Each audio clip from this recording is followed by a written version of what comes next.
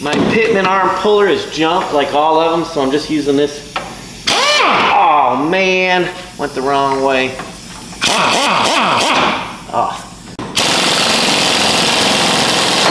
Oh, hey. I love old Datsuns, but if I were to change one thing on all Datsuns, it would be the way the steering shaft up here connects to the steering gearbox. It really is a bad design.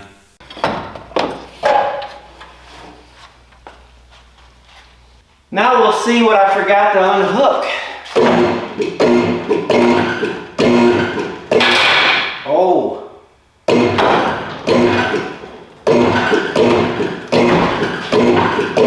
She's sticky.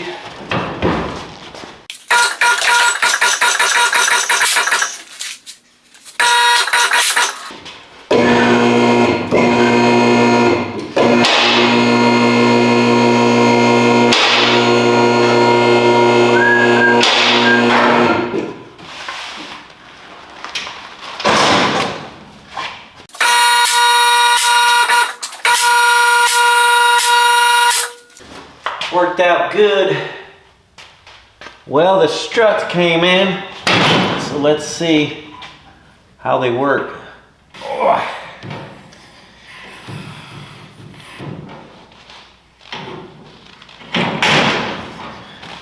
First time for struts. Here we go. Back. Now the front.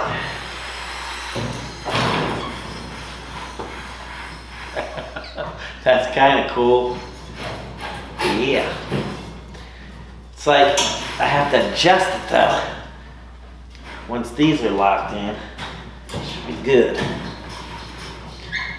Be sturdy. See if she'll go back down. There's the. Well, we did.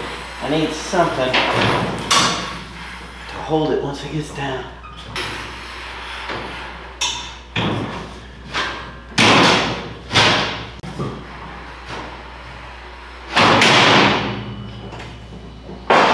All right.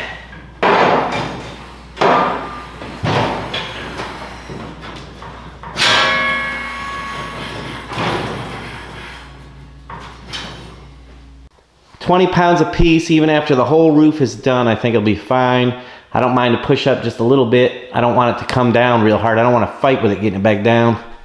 Anything that's not stuck good, I don't want on there.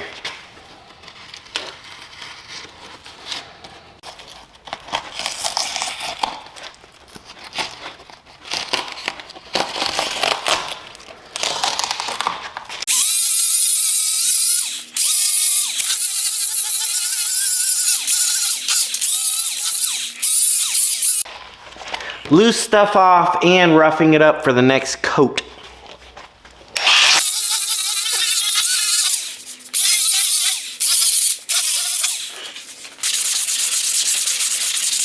This thing was probably never really flat, but if I can keep it flat, I will.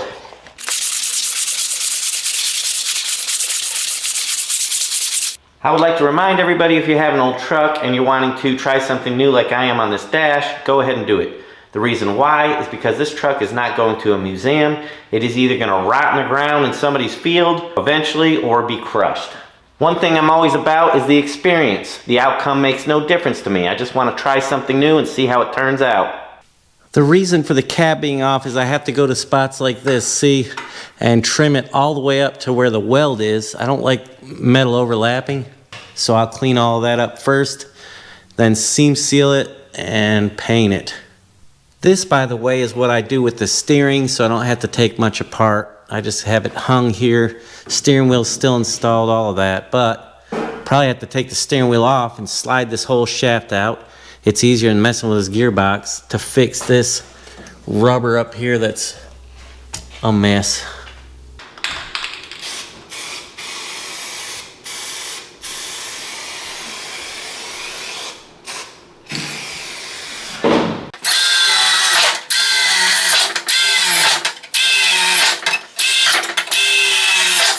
I was wearing shorts, I think, when I took this piece off. That's how long it's been. I mean, summertime or something.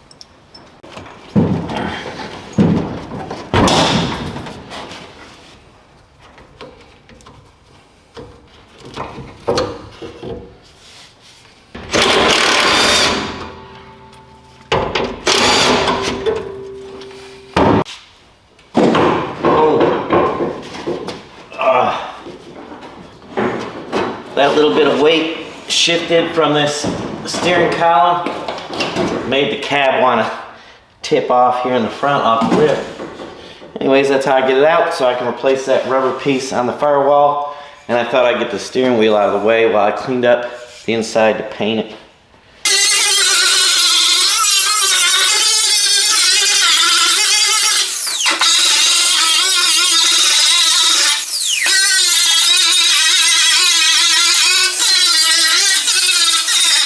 I wire wheeled, grind, and cleaned for hours yesterday on the inside of this cab. I just cannot film that. What is the point? You guys know what that's like. And then I sprayed it down with phosphoric acid, OSPHO. I think it's phosphoric. It's supposed to kind of neutralize the rust or coat it, and probably so it can't get oxygen. There are still a few spots I'd like to go back and kind of clean up.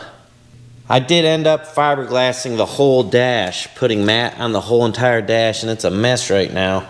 And I want you to see it a mess, because when it's done, it will no longer be a mess, but that's the process.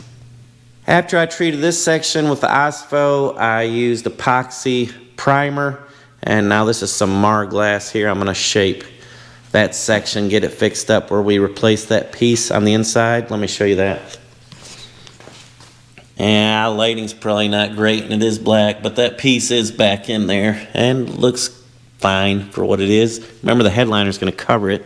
Speaking of headliners, I don't feel like getting dirty today, so I'm going to work on the headliner because that's going to have to go in before the windshield and back glass.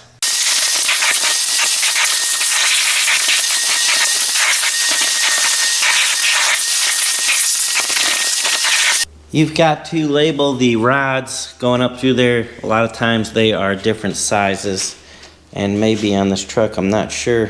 The only downside of a headliner like this is that you have to have the back glass out and the front glass out to install it.